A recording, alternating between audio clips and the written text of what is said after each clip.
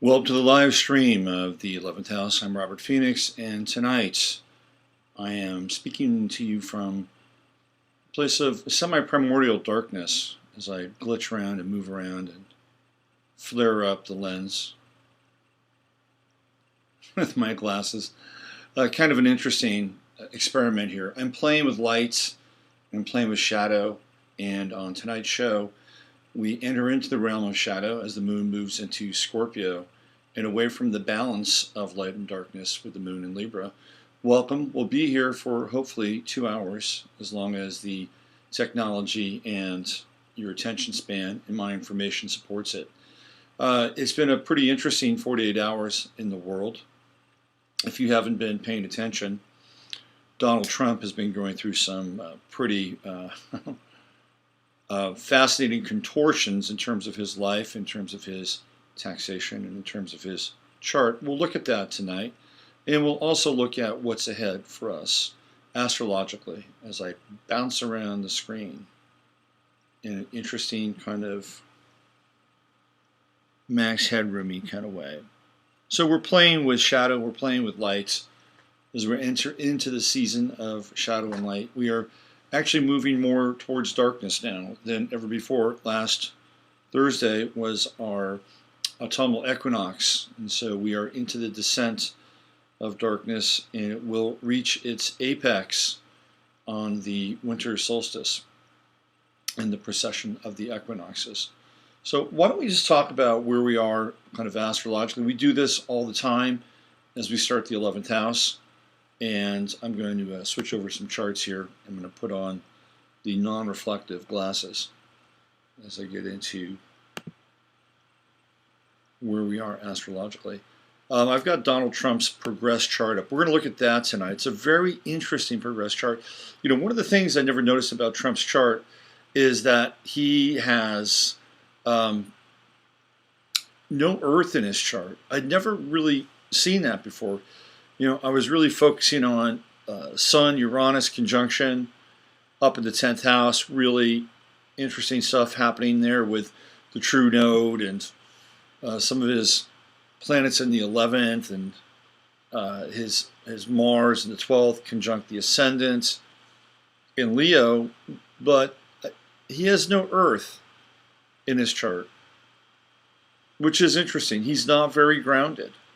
And he certainly did not seem grounded during that last debate, which was pretty much, I think, an outright disaster. Although it really feels like there were some extenuating circumstances that was happening with Hillary and all of the extra perks she got, and she got quite a few. So now Trump's going to have to deal with this tax stuff, and we're going to see how he might be able to deal with it, or if it is the end of his run for the presidency. I don't see him dropping out. I don't see him ceding to Mike Pence, although I'm sure there are people who would love to have Mike Pence standing up there. There are a couple of Geminis, so you know you might lose one Gemini and gain another. So here we are. The sun is at 10 degrees Libra. And I'm sorry. Yeah, it's at 10 degrees Libra. I'm so gun shy after Friday's show, where I was still smoking Mercury retrograde, and I was in September. I wasn't even in October, and real time is always helpful when it comes to this kind of work. It's kind of like, you know, it's important. It's very important, unless we're all agreeing to go backwards. And if we're agreeing to go backwards, then that's a whole different story. So here we are. Sun is at 10 degrees Libra. It has moved now into second decan. So we're into an Aquarian phase of Libra, and we'll be here for the next 10 days. And then we'll be moving into the Gemini decan of Libra. So what does that mean for culture, the world, society in general? Well, it means that relationships take on a global perspective. And this whole notion of globalism begins to have a larger place in the public dialogue. And this is what we're trying to balance now, or at least I think we're trying to balance it. Because on the one hand, the world is moving forward at bullet speed, and we are moving towards a system of globalization, which in many regards is quite Aquarian. It is dark Aquarian, but it's Aquarian. When you get into Agenda 2030, when you get into the politics of climate change, when you get into the aspects that are associated with basically having a restart for all the planets, all the countries on the planet, we're into Aquarian modality. And we're into those Aquarian values that, to some extent, I mean, they sound good on the surface. Right? When we talk about the environment, it's theoretically, it sounds good. But remember, there's always somebody profiting off of a significant change. There's always somebody profiting off of chaos or paradigm shift. So when we get into climate change or the climate crisis, then what we're going to have is we're going to have cap and trade. People will be actually making money off of buying credits. You'll be able to buy credits if you're a company. You'll have to buy credits to sustain your business. It'll be almost like usury in some ways.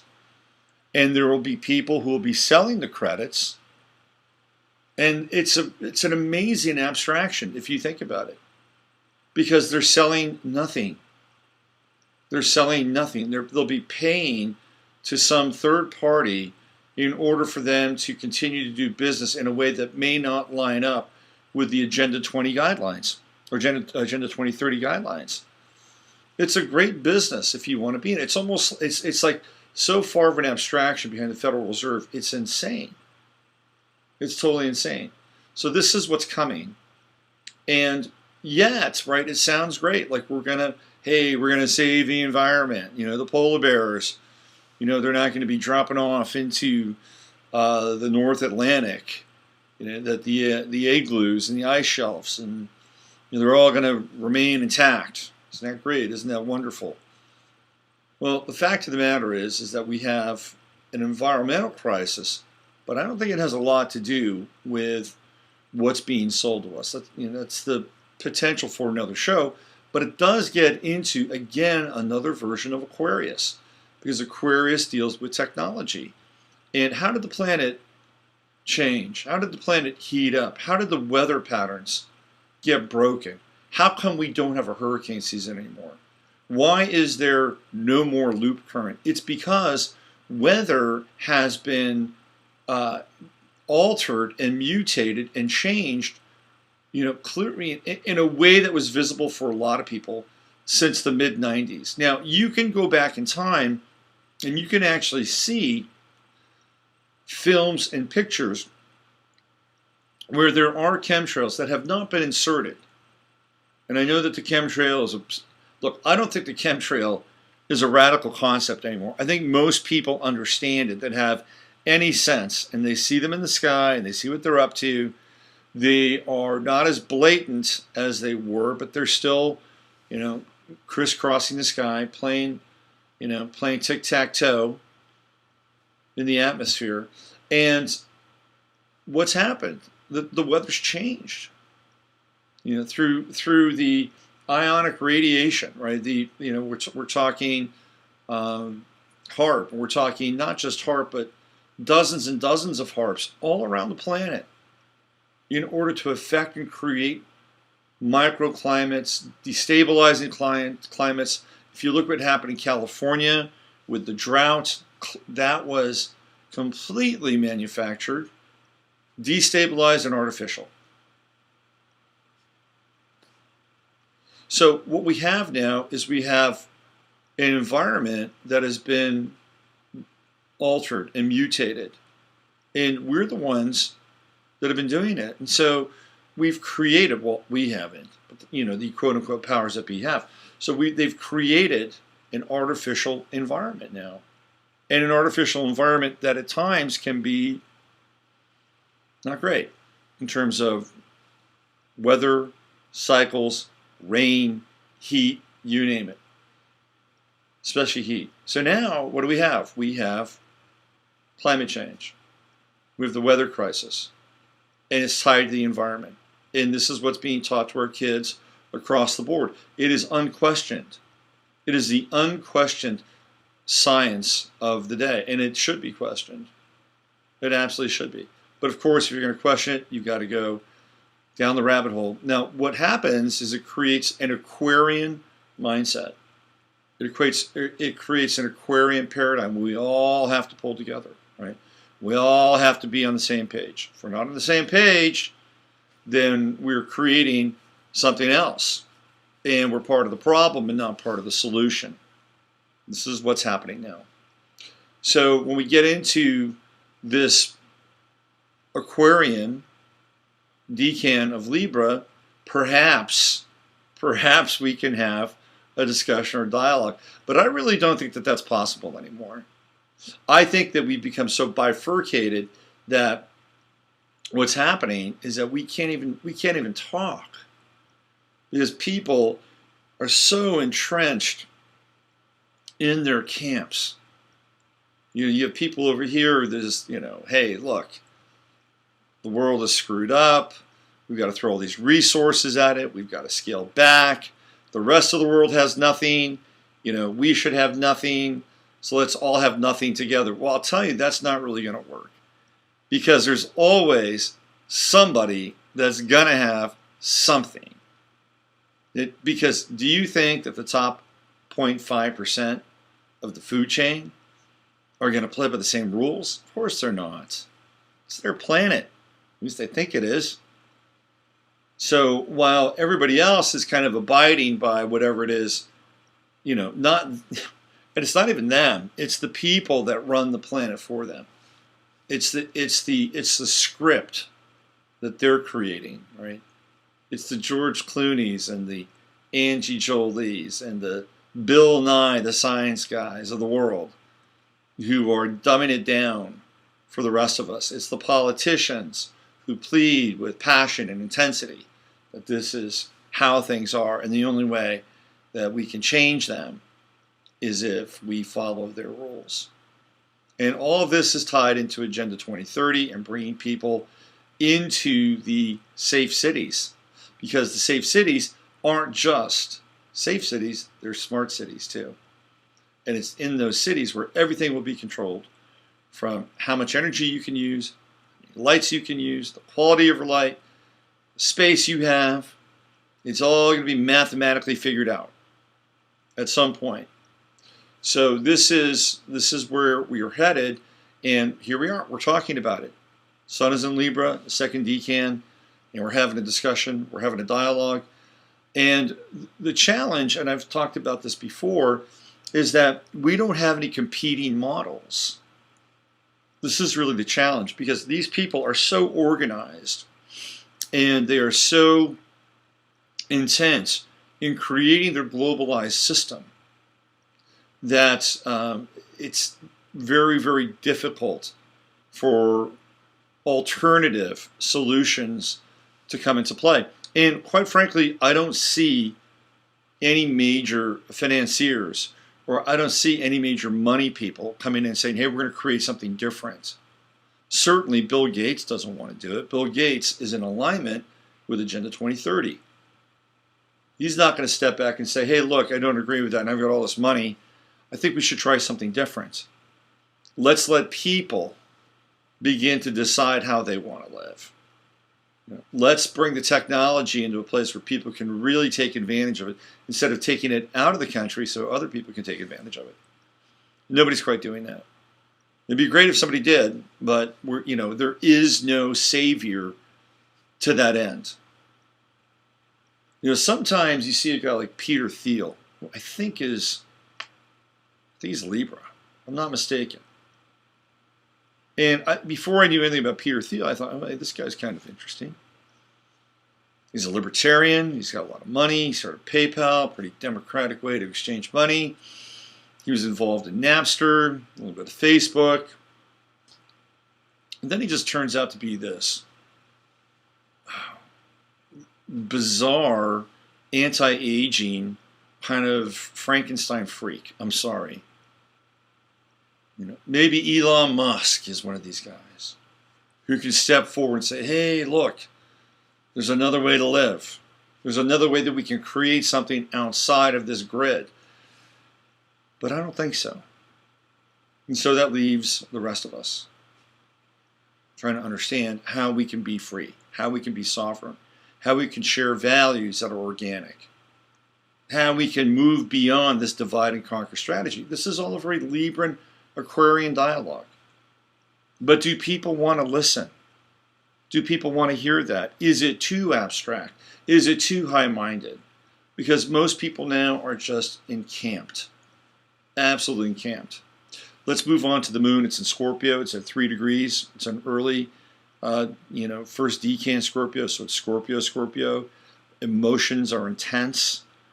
We've just come out of the Libra new moon. We're trying to find some balance in our lives. Balance with relationships. Balance with other people. Balance for what we care about and love. And here we come into intensity. This is what I love about astrology. We go from one phase to the next. We just, we synthesize and we come into something, hopefully, with Libra and the new moon. We go right into that moon in Scorpio. It's like a seal. It's not a seal that, it's not that kind of seal. No.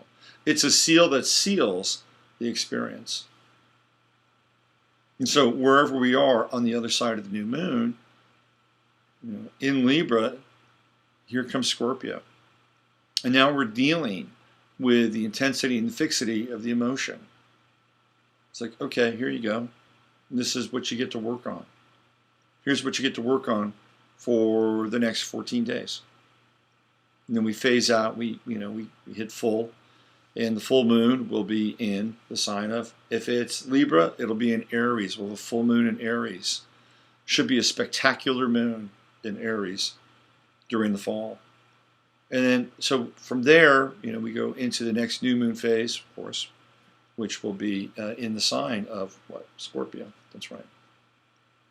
So now, because we're dealing with Scorpio at the beginning of the week, which I think is important to understand and know. Anytime you're dealing with a moon on Monday, moon day, right? Lunas, that's the day, Monday. We're dealing with the emotional and the psychic component of what lies ahead of us for that calendrical week, for that Gregorian week, until we come back again on the following Monday. It's a unique kind of way of looking at the week. So what are we indulging in? What are we engaging in? What are we channeling and synthesizing? It's emotional intensity. Moon in Scorpio is, if you've ever met anybody that's got moon in Scorpio, they are, how do I say this? Unforgettable, especially if you've had a relationship with them. Any moon in Scorpio people that you've ever had a relationship, just think about it. Think about how intense they were. Think about how powerful they were. Think about how sexual they were. Across the board, moon Scorpio people are intense. They do not play lightly. They play for keeps. They're in or they're out emotionally. And if they feel threatened on an emotional level, it is probably one of the most jealous aspects that in Venus and Scorpio, but it's different. Moon is, it's identifiable. Venus tends to be somewhat outside of ourselves. Oh, what's happening here? We got a problem with the live stream. Hold on. I've got to check the live stream. Yeah, it's live. I don't know what's going on. It's a bit of a delay, huh? Yep, now it's live again.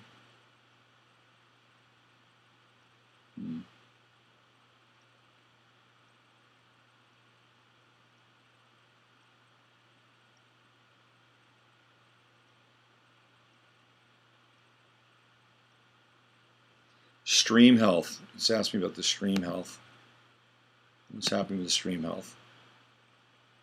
Good. Okay, viewers may be experiencing minor issues. Okay. Not sure why the stream is taking so long. We've got 25 people watching. There's a chat in here. Let's see if we can get a chat going. Yeah, enable live chat. Let's go. Let's open this sucker up.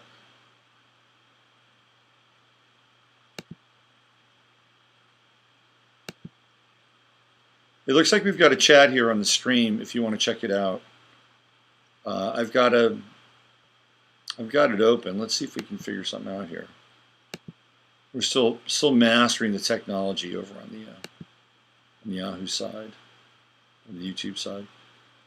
Okay, yeah, live chat. Let's go. Let's go. Let's make it happen.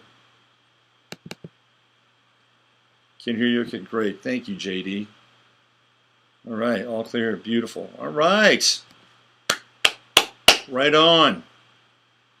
We're good. We're good. All right, let's get back into this.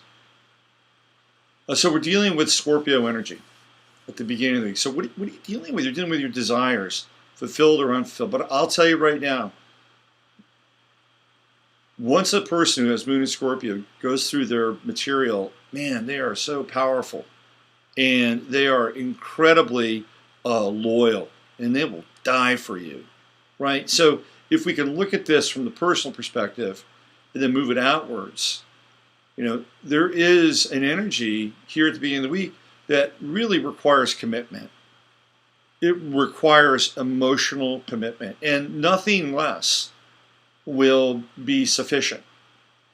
And that sets the tone for the week. So, okay, just found me. All right, great. Awesome. We're cooking with gas, right, as they say. So if you are starting your week, or you've started your week, wherever you are in the world, we got a listener from New Zealand in the chat room, which is awesome. If you are starting your week, here's the keynote, right? We're going to start with the sun, and we're going to start with the moon. And the sun is in Libra, again, second decan. We're taking it up to an Aquarian level. An Aquarian level. You know what's really, I think, that one of the challenging things to do now is to really hold space and listen to other people, because everybody's got a megaphone. Everybody's Alex Jones, right? But if you can take it up another notch, another level, again, I'm just going back to Sun, Libra, in that Aquarian decan. I think there's the potential for the miraculous to rise above. And that's what we have to do. Rise above. Okay, getting back to Moon and Scorpio. Remember, it's your emotional content. What you commit to. What you commit to at the beginning of the week is the energy you're committing to for the entire week. To be emotionally engaged, to be in the material, and to work through your fears. Scorpio is about death. Death, sex, sometimes rebirth. And so with the moon in Scorpio, we're moving through shadow phase. It's not the shadow phase of the moon. We're moving through the shadow phase with Scorpio. Getting past our fears, coming through the other side, and declaring what it is that we commit to and are sovereign with in our lives. Moon in Scorpio is powerful. It's instinctual. It gets sticky when we get twisted up in our fear, in our shadow projection. Mercury is at 23 Virgo. And again, here we are, we're dealing with clarity. It is in the third decan. So we're in the Taurus decan. And people are thinking about money when it comes to Mercury and Virgo. Or at the very least, they're thinking about resources that can help them on their path, in their life, with their life plan. Now, I believe we are getting close. Well, it's going to be 29 degrees because that's when Mercury went retrograde. And the reason I know this, it happened right on my sun. So we're going to have that in 6 days. So we'll be out of the shadow of Mercury retrograde in 6 days. When we get to Libra 1 or Libra 0, we'll finally be out of the shadow. And I think the most intense and potentially catastrophic Mercury retrograde I've ever experienced, or at least in recent memory, will be a recent memory. But here we are, it's at 23 degrees, and it's moved forward, and Mercury is in its own sign, in Virgo, so it's a good place to get clear. We have clarity. And as long as we can stay out of the fear-based Virgoan mindset, Virgo is a tricky sign. I'm a Virgo, and I've noticed this sometimes on the surface. I'm really cool, really calm, collected. Beneath the surface, there are tempests going on, and you'll see this with Virgos. So, as a sign, it can be it can be almost Gemini-like in some ways because of the relationship with Mercury. But it's gaining momentum. It's moving forward. We're getting close to being out of the shadow. It is certainly direct, so we can address whatever it is that we need to address in a very clear and focused and functional fashion. So let's just take the 3 planets that we're dealing with here at the beginning of the week. Sun in Libra, fair, balanced, taking it up to the Aquarian level. Moon, Scorpio, intense, focused, committed. Committed to what? That's up to you. Mercury in Virgo, dealing with details, dealing with clarity, and being calm, cool, collected, even under stressful circumstances.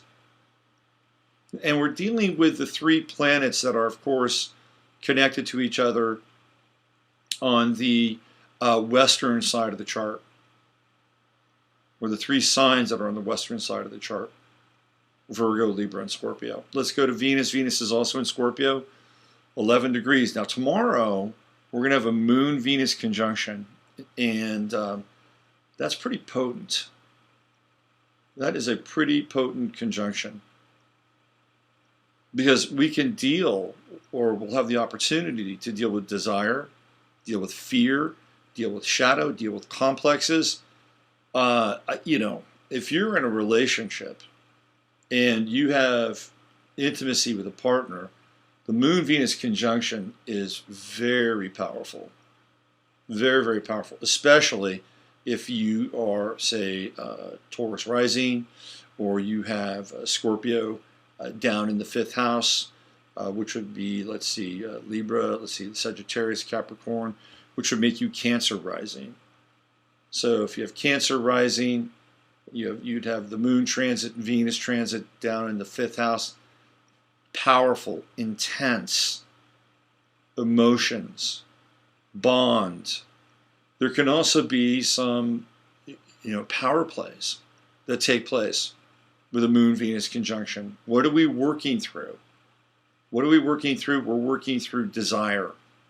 We're working through lust. We're working through fear. We're working through potential of jealousy, of losing somebody, of all these energies that Scorpio tends to bring up. Because with Scorpio, we get the end. We get death. Of course, it's not really death, because we come out of it and we go into the next sign, which is Sagittarius, and it's expansive and it's bigger than it was before.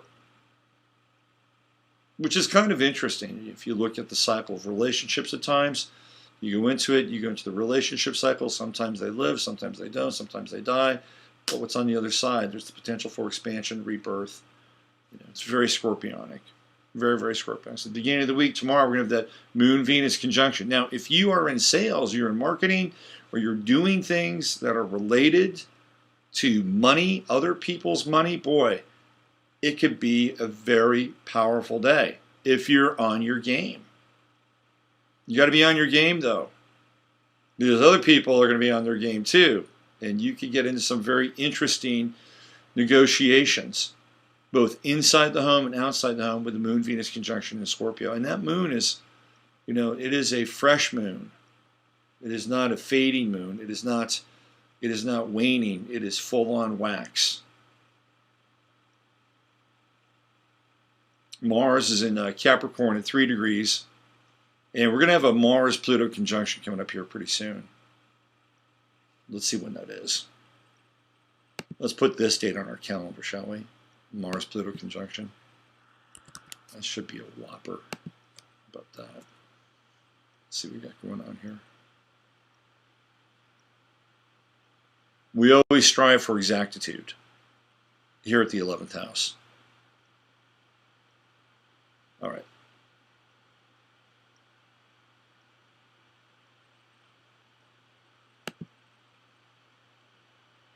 Keep talking. Keep talking. I can hear that guy's voice in the back of my head. Jeff Rentz calls him Dr. Frankenstein. Keep talking. Keep talking. Keep talking. Mars in Capricorn. Conjunct Pluto in Capricorn. Ha ha. Boy, doesn't Donald Trump wish he had Mars in Capricorn? Where's his Mars? Let's see. I think his Mars is up his Uranus. Ha ha. Oh boy. Okay. Let's see. The conjunction between Pluto and Mars will take place on the 20th of October, when Mars is at 15 degrees Capricorn and Pluto is at 15 degrees Capricorn. The 20th is a Thursday, and we know they like to drop things on a Friday. But we have 10/20. You know, that's a pretty intense day if you think about it. Now, we have a Mars-Pluto conjunction, and we've had them not that long ago. But because of where we are in an astrological cycle, in a culture cycle, when we have a Mars-Pluto conjunction, it's a big deal. Because everything has been ramped up. I mean, people are on edge. They're on edge. You know, by the way, I saw this video today. It's this woman, what's her name? Aquarian. She's this mother who happens to be African American. She's pulled over by a cop, and she doesn't have any tags on her car. So the reason why she doesn't have any tags on her car is because she's been hanging out with the Moors, right? Moorish science. And they're getting into the sovereign trip. They're starting to go into sovereign land. This is going to be interesting. And so she started to, you know, it's all on her dash cam. I mean, it's all captured. She's in an SUV. I think it's Corrine Mathers or something like that. She's got her son in the back seat who's 5 years old. Poor little kid. And the cop wants to see her ID. She doesn't need tags, and she's spouting off this kind of, you know, sovereign language, which is not very effective. She's not hitting the right marks. Let's put it that way. And she's having a dialogue with her son, and the son in the back seat says, "Mommy, he was just trying to be nice." Out of the mouth of babes. And this woman is itching for a war, man. And she tells her 5-year-old son, "Once you get out of the car, you got to kick some ass." And I'm like, what? She's telling her 5-year-old son to go kick some ass on a cop? You got to be kidding me.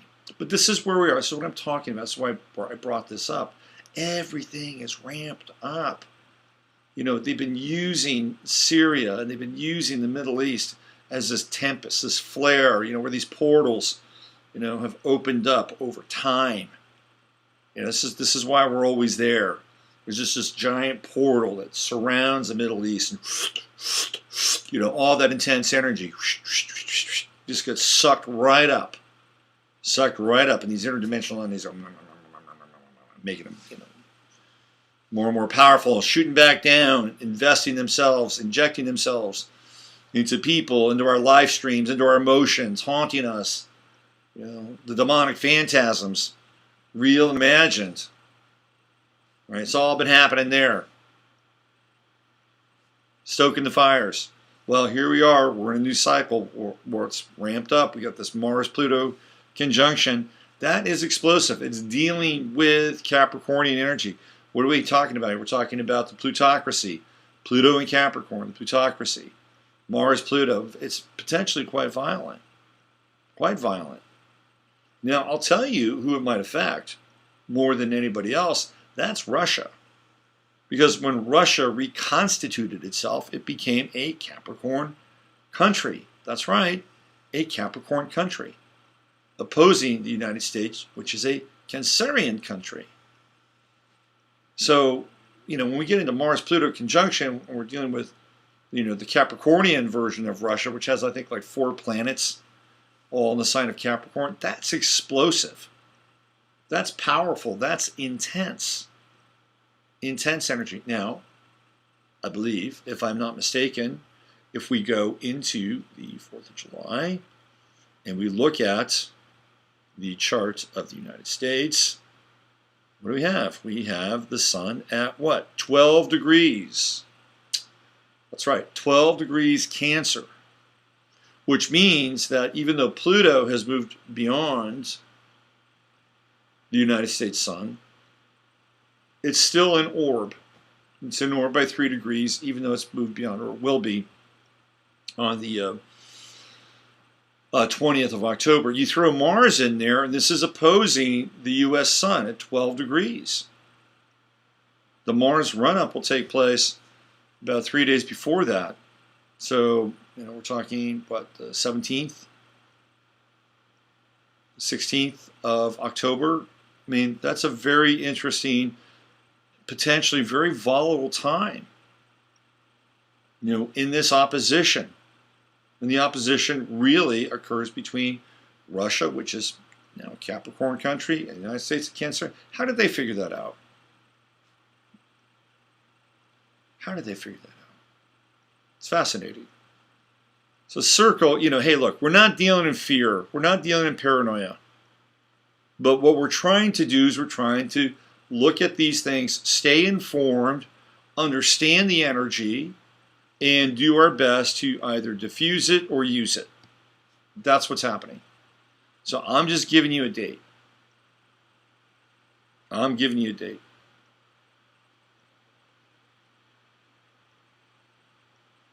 The other date that we need to look at is Saturn. And Saturn hits 14 degrees in the first weekend of November, or the first week of November, the 1st, which happens to be a Tuesday. That 14th degree is in opposition to Saturn from 9/11, which was at 14 degrees Gemini. It's the last time.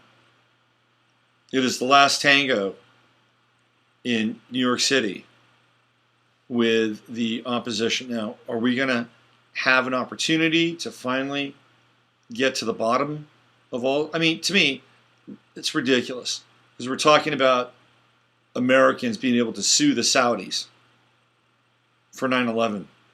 Why would they want to sue the Saudis? Saudis didn't do anything. I mean, they provided some cover. What would be great, what would be really, really, really great, is if one of these 9/11 families decided they were going to sue somebody else. Wouldn't that be amazing? Wouldn't that be just the bee's knees? What if they said, hey, we want to sue this country because we really think this country did it, and that the whole Saudi Arabian piece is just nothing more than a smokescreen? Now, would that get some attention? Who would take that case up? What if there was a case? What if they're able to really connect the dots? Wow. Wouldn't that just be fantastic? Would it ever happen? Remains to be seen. I've been hopeful that with this opposition that we could get some clarity, some truth, some Saturn and Sagittarian truth to the opposition. I'm not sure it's going to happen, because all we've done and all we've talked about is Saudi Arabia, Saudi Arabia, Saudi Arabia, Trump, boom, boom, boom, boom, boom, banging the drum, banging the drum. supporting the narrative of what happened on that day. What happened on that day, we all know it didn't happen that way. It would just be great. It would be awesome. What would happen if we lived in a world where the truth came out? Where all of a sudden it was undeniable. Undeniable. And it was all pointed in one direction. Wouldn't that be amazing? It would be historic. It would be life-altering. It would be the cutting of the Gordian knot. It's what it takes. It's what it takes. But we have been building the perfect beast since then. We've been building a spy network and an intelligence network that was enabled by the Patriot Act, which was enabled by a false flag called 9/11. And now we have total surveillance, complete and utter surveillance. The octopus, tentacles everywhere. And man, is there money. There's hundreds of billions of dollars in surveillance. From taking whatever it is that you use on your debit card, selling that information to people who market that information, to people who use that information in order to create a profile for you. It's at that level to the level where right now they're looking at me, looking at you, looking at all of us, drawing associations together. And here we are. And there's huge money in that. Our tax dollars are going towards that. I guess Trump's tax dollars aren't. This is what's happened. Now, here we go. 1st of November. This is it. We should have our own 9/11. We should make it on 11/9. We should do an 11/9 day. That's on a Wednesday. Saturn will be at 15 degrees, just 1 degree off of 9/11. But the problem with that is that that's the day after the election. 8/11 or 11/8. Yeah, we should have an 11/9 day. That'd be awesome. We should create memes for 11/9. But, man, there's going to be so much noise. So much noise after the election. We've had one debate. Look at the debate. How much noise we have after that debate. Holy crap. So much. All right, let's move on. Saturn is, here we go. Jupiter is at 5. Libra. I like Jupiter in Libra. It feels kind of gentle, doesn't it? It feels like it's got a gentle vibe. Gentle, expansive. I like it. Creative. The challenge with Jupiter, you see. Jupiter's great, but we always have, the challenge with Jupiter is that it's too much of one thing. So if we're trying to find balance in Libra, Libra's never balanced, always trying to find balance, and Jupiter blows it up. Boy, it's like it's too much. It could be too much balance.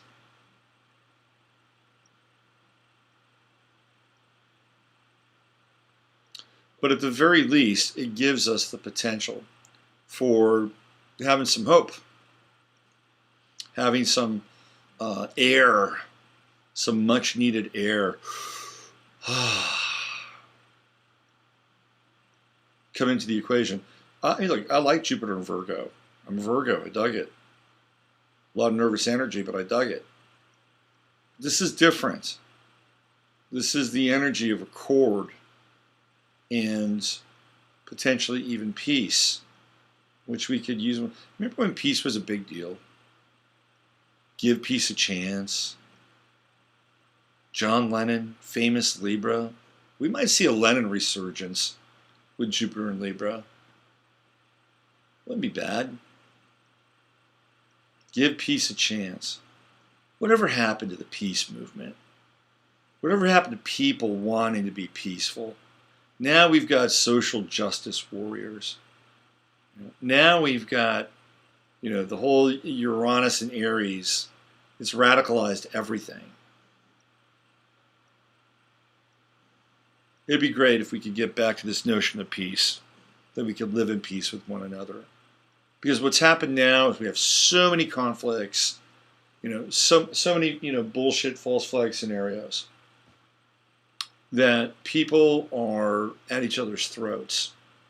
And everybody wants justice. Everybody wants something to show for their pain, their suffering, their humiliation, the wrongs that have been created.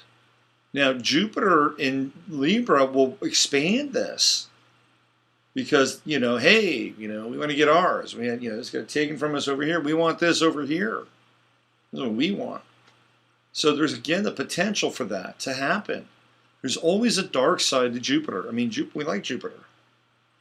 It's an expansive energy.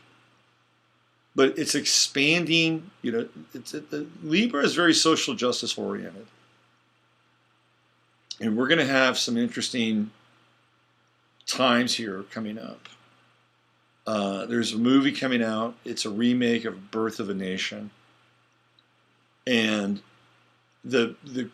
what we're seeing here with the media is so potent when it comes to fueling the psychological and the cultural fires. A Birth of a Nation is a film about an uprising. D.W. Griffiths shot it originally, and it was about the Klan, and it was a very controversial film. Well, the remake is about justice. It's about revolt. It's about getting even. And that's coming out. Let's find out when that's coming out. It's always good to know these things. Let's see what we got here. Birth of a Nation.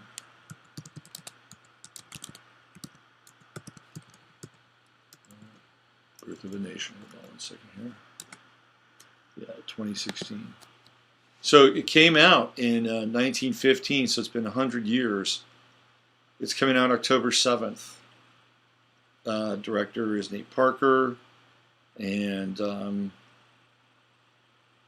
here's the tag. Tricky goal for Birth of a Nation. Inspire, but don't incite. Inspire. Nat Turner is an enslaved Baptist preacher who lives on a Virginia plantation owned by Samuel Turner. Rumors of insurrection in the air. A cleric convinces Samuel that Nat should sermonize to other slaves, thereby quelling any notions of an uprising. As Nat witnesses the horrific treatment of his fellow man, he realizes he can no longer just stand by and preach. On August 21st, 1831, Turner's quest for justice and freedom leads to a violent and historic rebellion in Southampton County. This is a film that is coming out, and it is coming out during a time of very powerful social conflict. So we have another piece here. The guy who directed the film was accused of sexual assault and rape. That's interesting. Didn't know that. It's coming out on October 7th, so it's coming out this week. And again, what are we dealing with? We're dealing with Scorpio, Moon in Scorpio at the beginning of the week. Let's just go to October 7th. Let's check that out. What's happening then?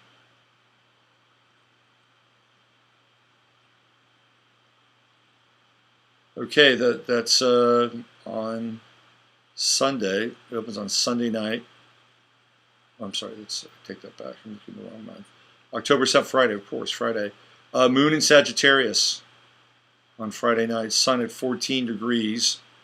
Libra, Mercury. There we go. So Mercury goes direct. Well, not direct, but it'll be just getting out of the shadow on Friday. And then Venus in Scorpio at 16. And there's Mars in Capricorn at 6. So we have a Mars-Jupiter square. And that's kind of going on right now.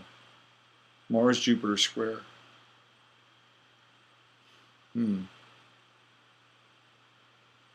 Generally speaking, I wouldn't necessarily find a Mars-Jupiter square violent per se, but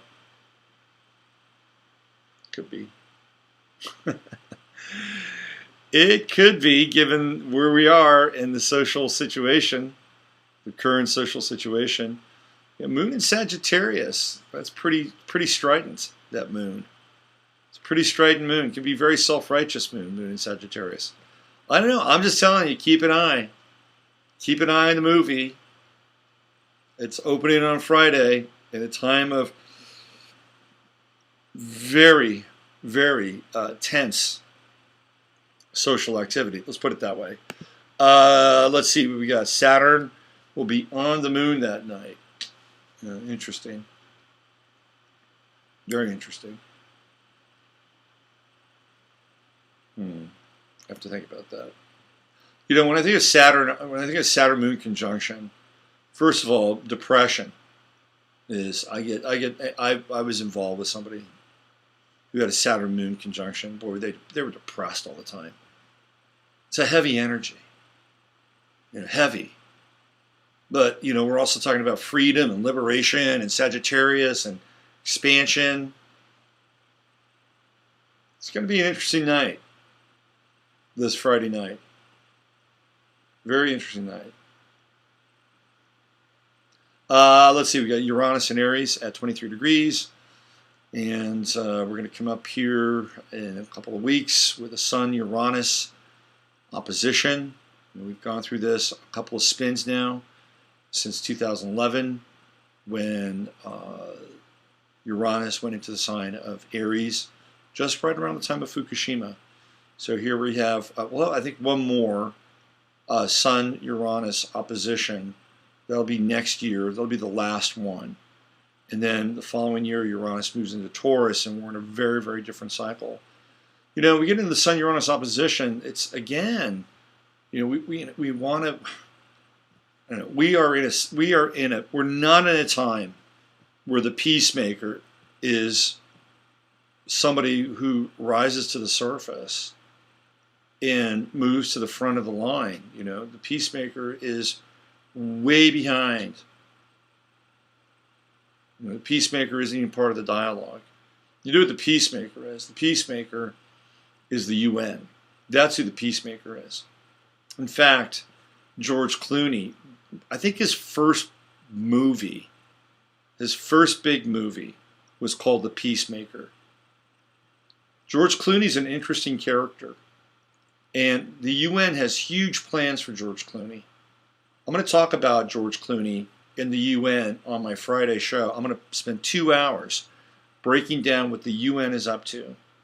We're going to get into it. We're going to tear apart the UN, and we're going to see where everything is moving and who the players are. George Clooney is a very significant player.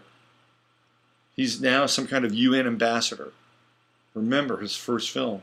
It's called The Peacemaker. We've got Neptune and Pisces at 9 degrees, his first big film. Neptune and Pisces, 9 degrees. And, Neptune is limping along. It's retrograde. Man. We went into Neptune and Pisces also in 2011. And what are we? That's 5 years? 5 years. It's gone 9 degrees. It is glacial. Neptune and Pisces is glacial. We've moved out of the Saturn-Neptune square. Thank God. Saturn's moving on a little bit. Maybe we can get down to the truth to some extent. Pluto 14, Capricorn. We talked about that. We talked about the upcoming Mars-Pluto conjunction. True node, Virgo. Backwards, forwards. We've got a few more months left of the true node Virgo. That'll shift early next year, and not really doing anything except maybe, no, it's just out there. Squaring Saturn. Let's see what else. Chiron at 22. Retrograde, if you're born in 1966, you're going through your Chiron return. How are you doing with that? Chiron is fascinating. absolutely fascinating planetoid. And we're Chiron and Pisces. You know what I think about Chiron and Pisces now? I think of victimization with Chiron and Pisces. I think of the rise of victimization. It's almost like the martyr's crusade in some ways. That everybody is looking for a scapegoat with Chiron and Pisces. Everybody's pointing a finger. This is the person, this is the person. And some people, by the way, are actually finger-worthy pointing. Problem is, we're not pointing fingers at the right people. And even when we do, we have very little we can do about it. Very little. And so we have to build up our spiritual immunity. I think that's where it's at. Building up our spiritual immunity. We can watch the watchers. We can unveil to the best of our ability the wizards who are behind the curtain. But we can't do so at the neglect of our own well-being and our own spiritual development. I was watching an interesting video the other night, and Donald Trump was out on the election circuit, and it was at some family values conference. And the guy that ran this thing asked Donald Trump if he had ever asked God for forgiveness, which was an interesting question.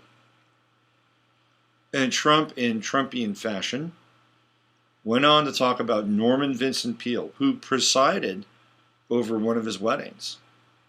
Norman Vincent Peale was the minister that married Trump. He also married Trump's sister. And Norman Vincent Peale, I believe, was a Freemason, if I'm not mistaken. And he went on and on and on and on and on about Norman Vincent Peale, the power of positive thinking, and his sermons, and the this, and the that, and the this, and the that. And the guy who was asking Trump the question says, yeah, but have you ever asked God for forgiveness? And Trump was stunned. He said, well, no, I just keep trying my best to live a better life. And it was an interesting question.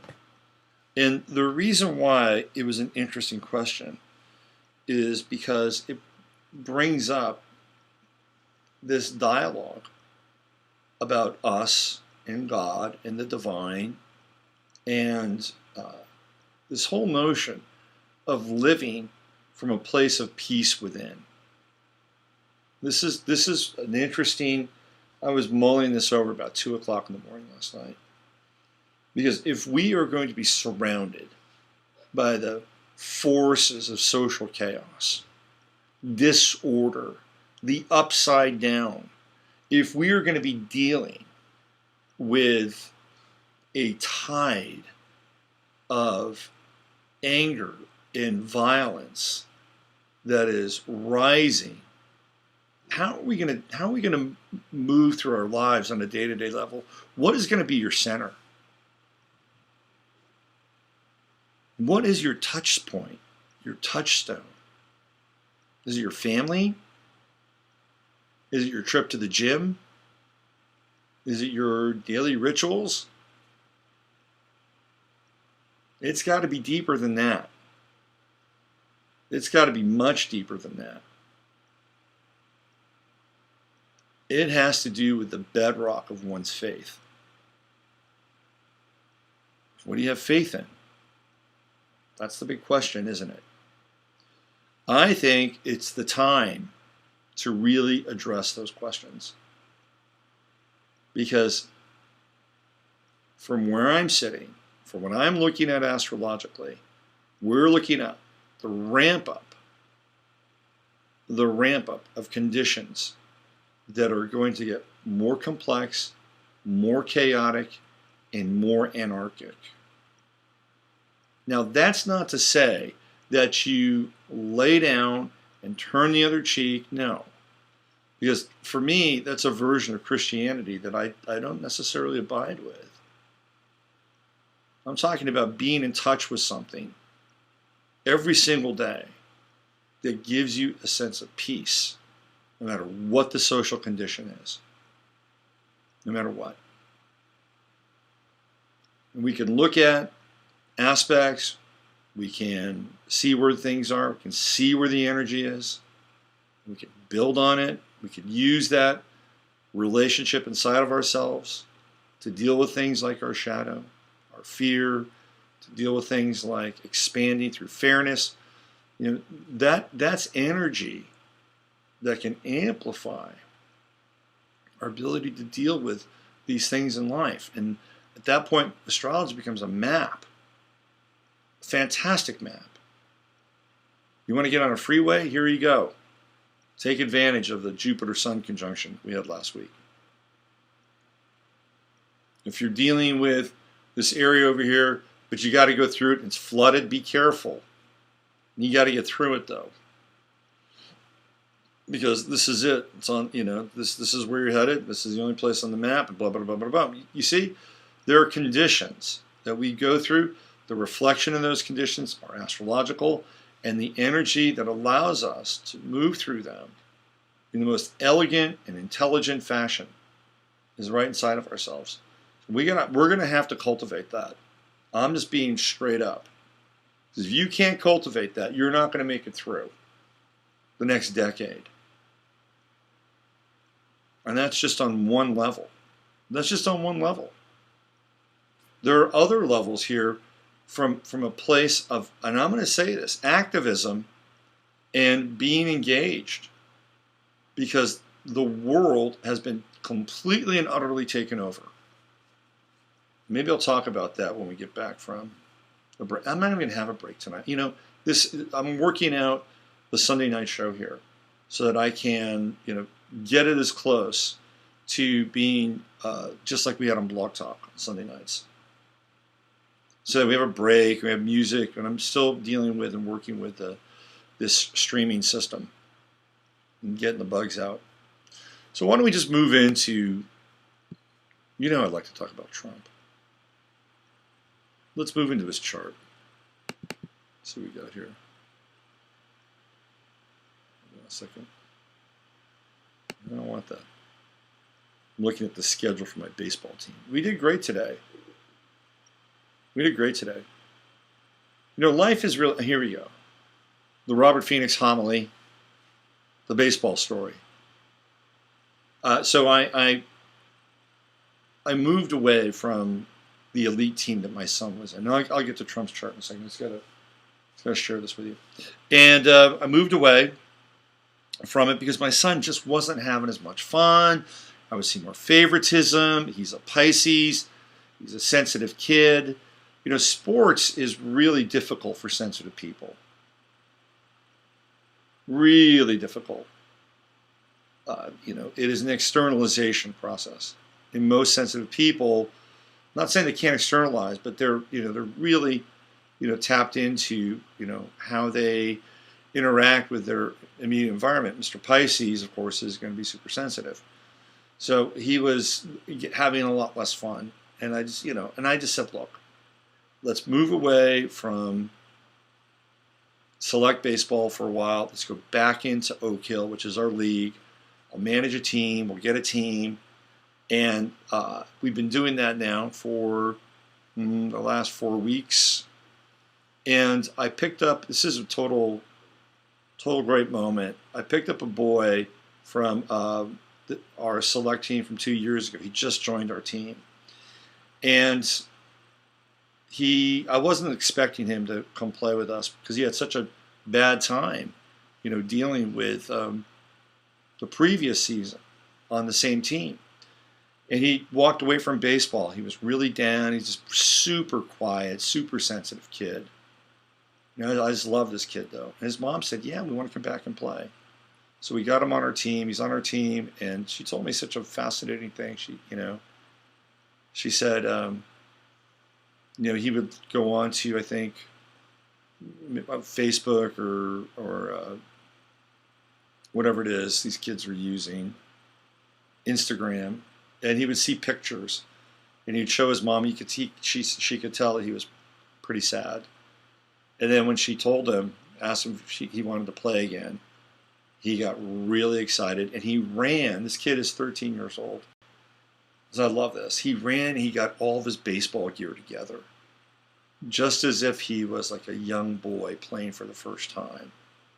And that excitement came back to him, and he's on our team now, and it's just great, I had my son on a real fast track, and he was doing great, and then he had to deal with the social circumstances of playing in that environment. And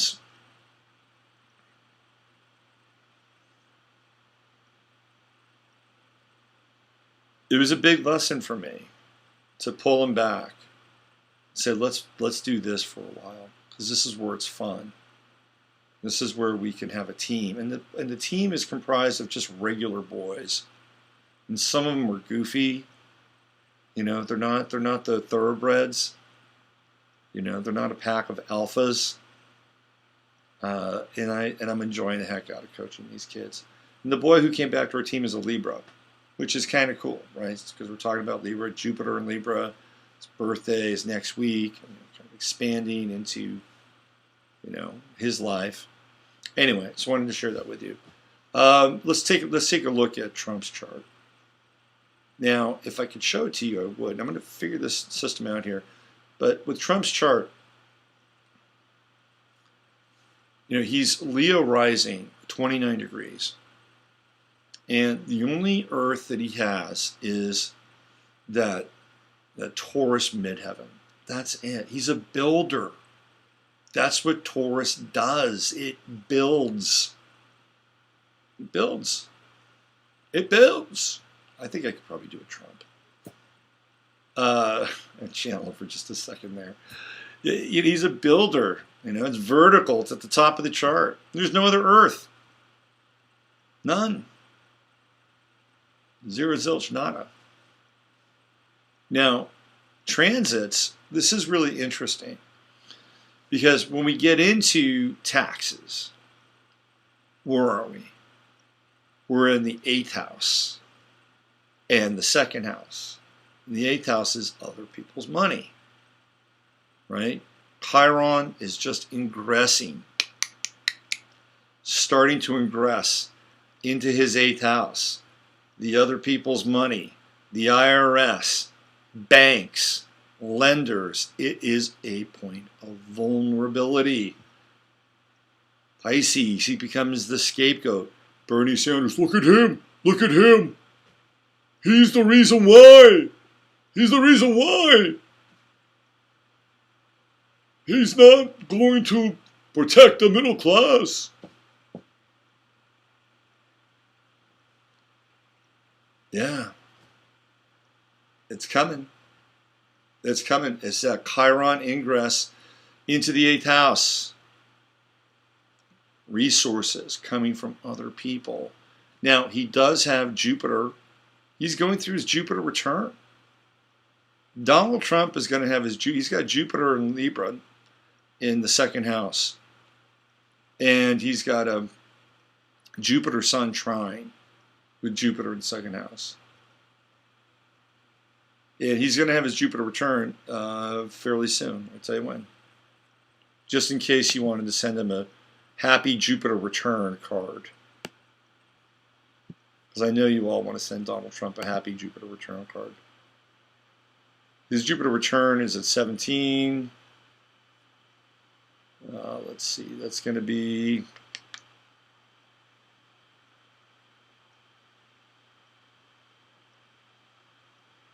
That's in December. So on election night, Jupiter is at 11. And it will be conjunct Chiron. How about that?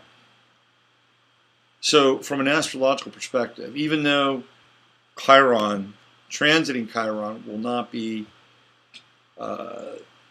opposing his natal Chiron, that Jupiter conjunction could really bring up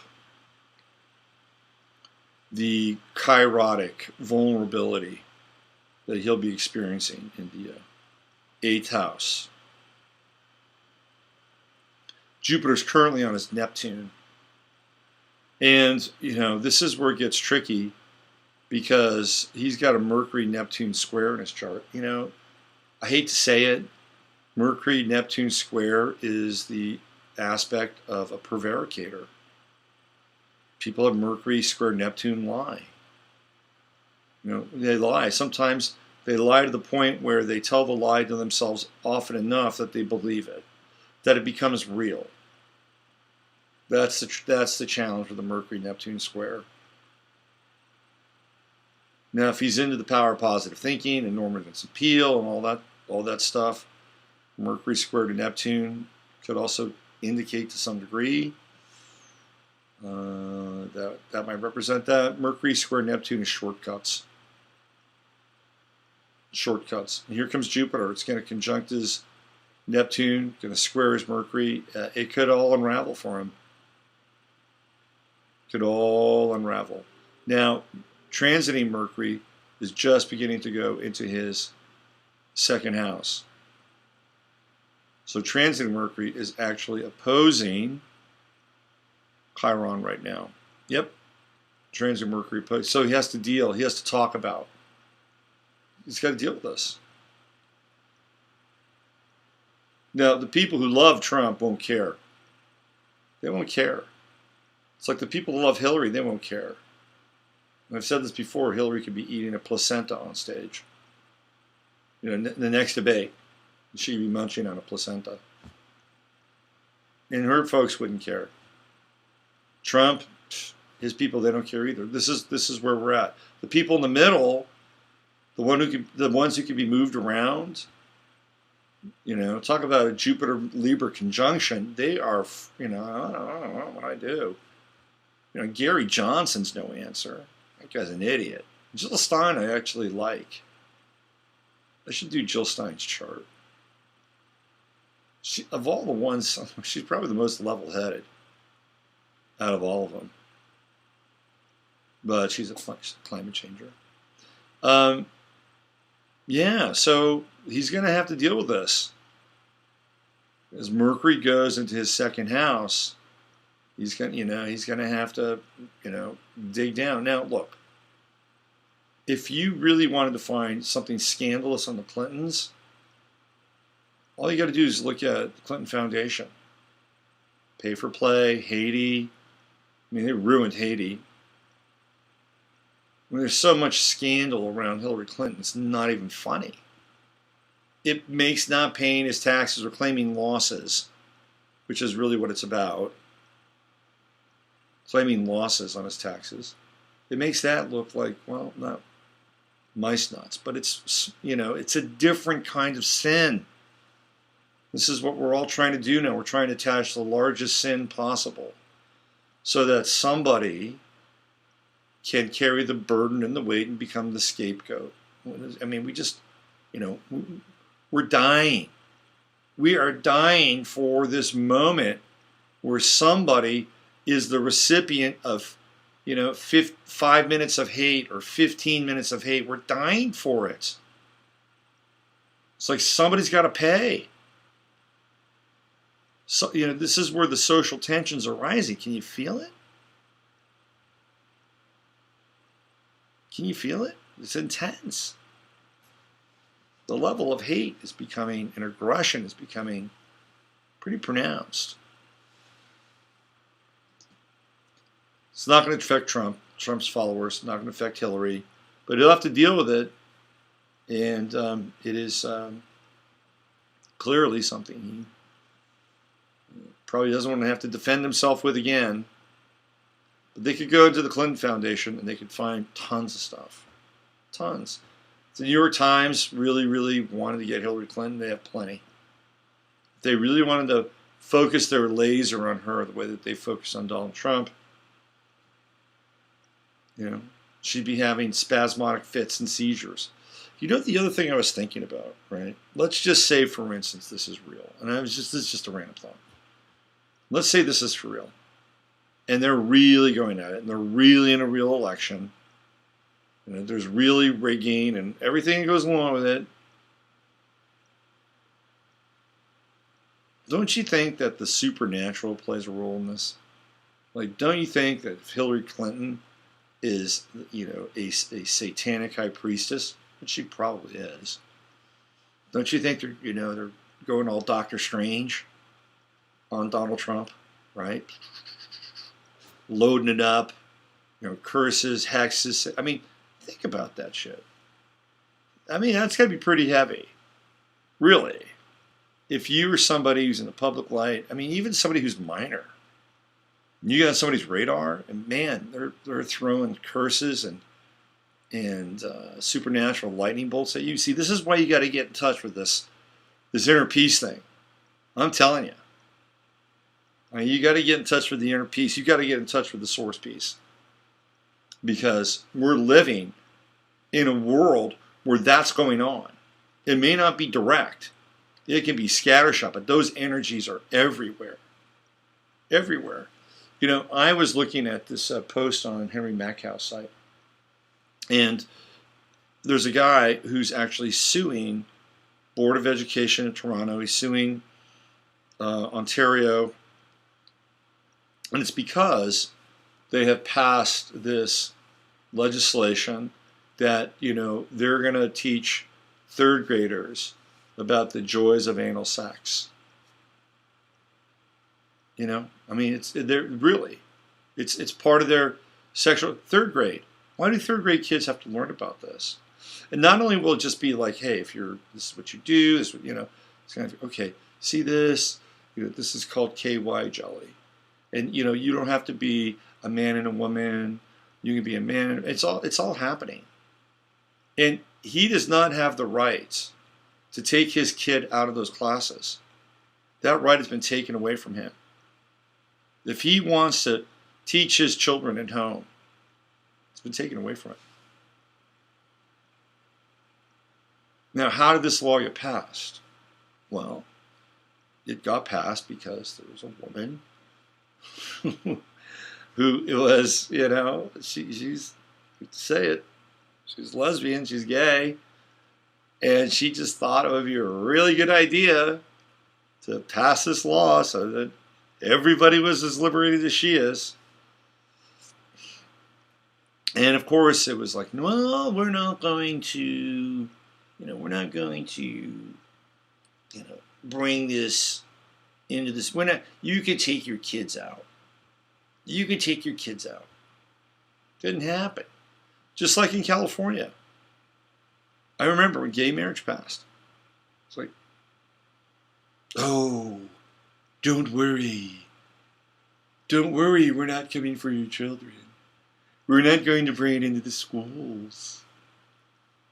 Of course they are, and they have. See, what's happening is they've created a network of people that are involved. Mid to high level government, passing laws, judges, and they're all part of a group. They're all part of a network. It's like Rosemary's Baby. It's the world we're living in. I'm telling you right now. So you got to find something inside yourself. Find that thing inside yourself. Find it. Because we have to deal with this. This is on the rise. It is on the rise. And we have to deal with it. So Trump, Mr. Trump, he is got some issues. He has some problems. He's got that Neptune transit going through his 7th house of relationships and contracts. It's not quite the house of open enemies, which is the 6th house. That'll be interesting. That'll be interesting. When Mars goes through there, it's the day after the election. This is fascinating because, Mars will be at 29 degrees on the night of the election. And I think it goes into Aquarius late that night. And it goes into 0 and literally goes from Trump's 5th house to his 6th house. He's got Pluto going through his 5th house now. and not quite Pluto-Saturn opposition, getting close. That will happen probably next year. But he's got Mars, Mercury. I'm going to tell you right now, based on this Mars-Mercury opposition, you're going to see more invective, more heat, more institutional anger coming at Donald Trump over the next week than you've seen over the last 6 months with this Mars-Mercury opposition. It's going to be very intense. Very intense. I would not call Trump an intellectual, even though he's got the Sun in Gemini, Uranus in Gemini. He's got Mercury in Cancer, which is perceptive, fluid, intuitional, but it's also, it's not really an intellectual moon. You're dealing with sort of the lunar capacity, the ability to blend, instinct with the rational component. And it's in the 11th house, so it's a social Mercury. But like I said, it squares Neptune, it squares Jupiter. Yeah, it's going to be interesting. Now, in his progress chart, which I wanted to talk about, this is fascinating. I had not looked at Trump's progress chart before. And one of the things that really stood out for me with Trump's progress chart is the sun. His sun is that he just went into this last year 0 Virgo. 0 Virgo. Anytime you get a shift with a progressed sun or a progressed planet, whether it's the moon, man, it's a big deal. I mean, Donald Trump has had his sun in Leo for the last 30 years. Think about that. Last 30 years, he's just come into a new aspect with the sun. What is conjunct the sun? It's a fixed star. It's Regulus. Trump's progressed sun is conjunct Regulus, which is the star of royalty, or the royal star. Very interesting. Very interesting. Now, the sun is unaspected in the progress chart. It's standing alone. It's naked. It's new in Virgo, and it's ingressing into the 11th house, which is much more democratic and social. Now, again, I don't trust Trump. I don't. But I'm just, looking at the astrological developments here of his chart from the progressed side.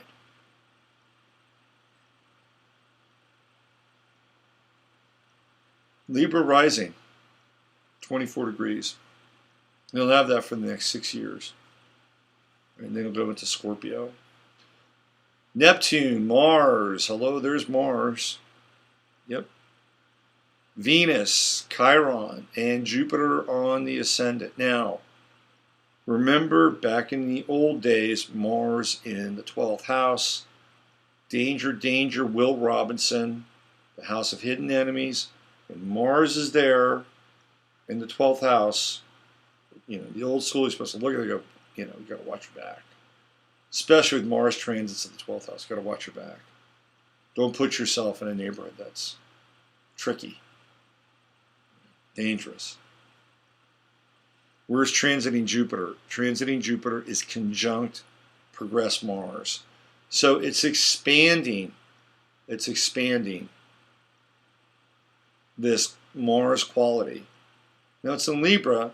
Mars in Libra is passive aggressive. Yes, you heard it here first. It's passive aggressive. Sometimes it's aggressive, sometimes it's passive. Depends on what it is. His Mars is conjunct Neptune. It can be a bit confusing. Trump finally will clear his 12th house, but it'll be after the election.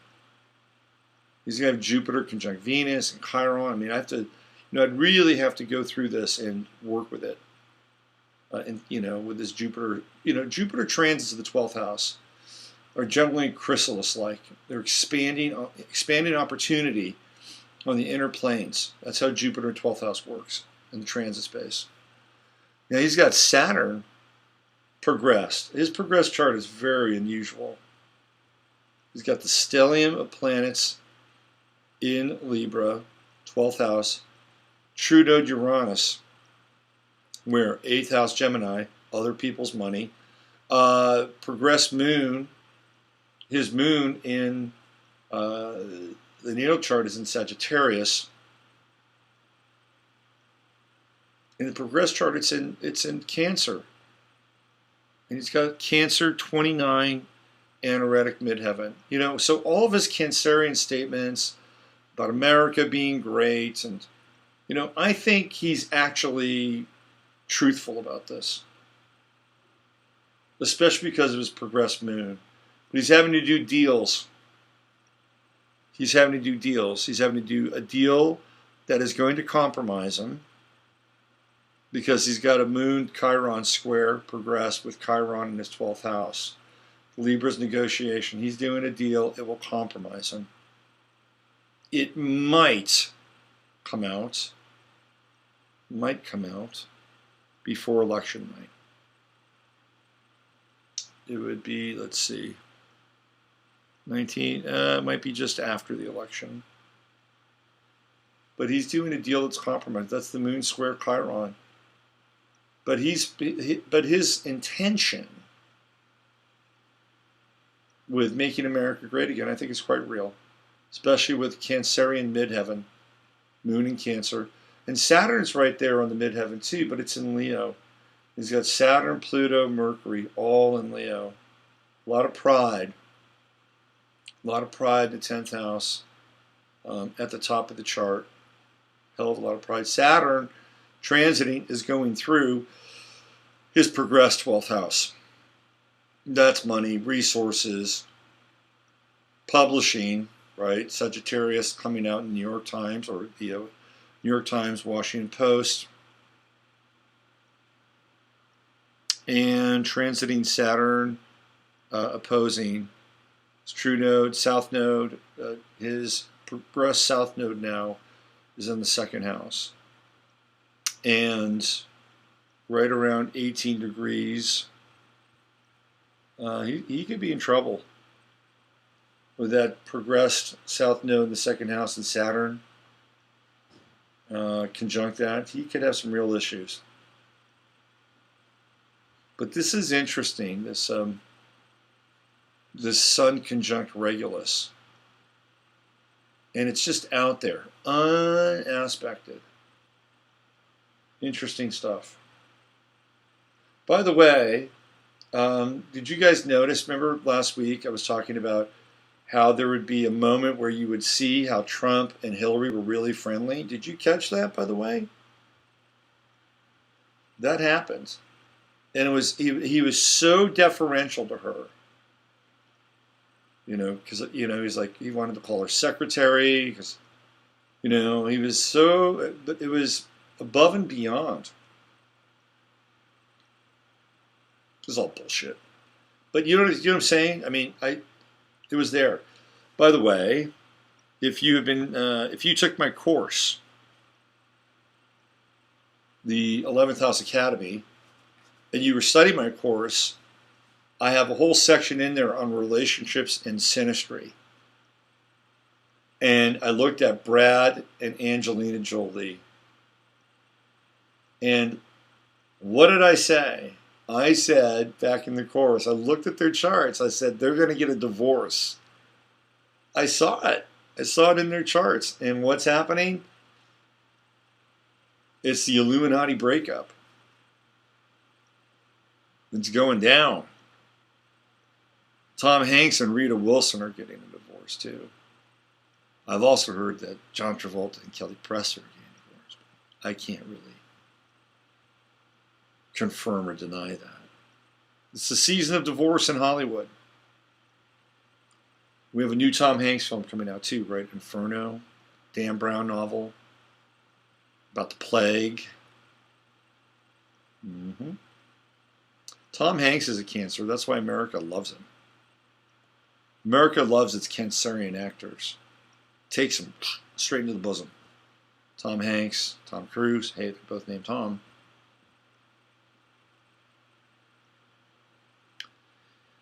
Yeah.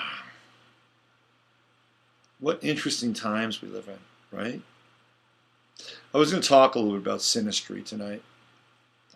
And I think what I'm going to do is I'm going to put that off. I'm going to hold off, and we'll talk about it next week because I want to bring up some charts. And I'm going to figure out a way to do this so I can actually put them on the screen. It's a whole new process. We'll be doing 15 minutes of flame all this week. Monday, Tuesday, Wednesday, Thursday. We won't do Friday. Friday we'll have the 2-hour show. I'll be breaking down the UN. I think we're going to do 15 minutes over on Blog Talk, and I'm going to try to get a set time. It's just been hard this last week. I've been dealing with a lot of readings, clients in the morning. So I'm just trying to find a time where I can just hit that button and go. So let's see if we can get a set time here and just line this thing up, and just burn it for 15 minutes each day. So here we go. 90 minutes, astrology, rants, a little bit of personal perspective, and unfoldments.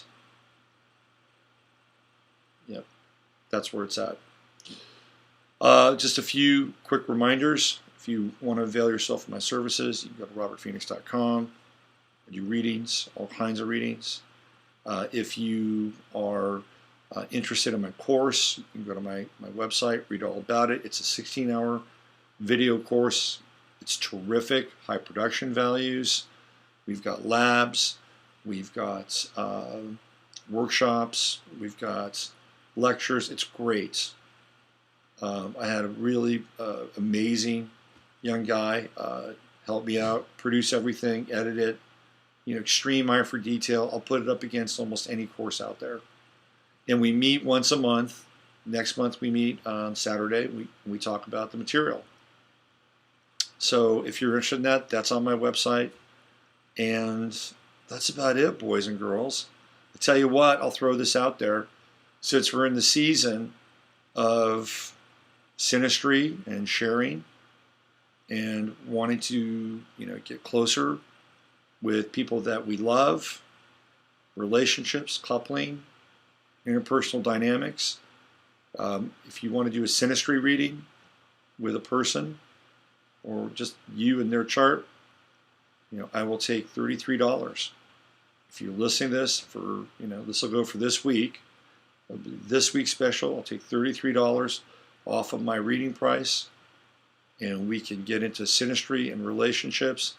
And if you want to do midpoint composite, which is another chart, we can negotiate that, and we can talk about that as well, and maybe build that in. For now, $33 off of the price of an astrological reading, synastric reading. Normally $188, we'll go $150 for the synastry reading. How does that sound? I think it sounds great. Just tell me you heard about it on this live stream, which of course will be on this YouTube channel. So I want to thank each and every one of you for hanging out, watching, listening, being a part of this, being a part of the global mind. Really, what am I? I'm an aspect of you, and you're an aspect of me. Even though we don't see each other, we are communing, we are connecting together as one non-local being. That non-local being is divine, and it flows through all of us. So let us stay with that and recognize that in one another from this point forward. I'm Robert Phoenix. You've been listening to the 11th House stream.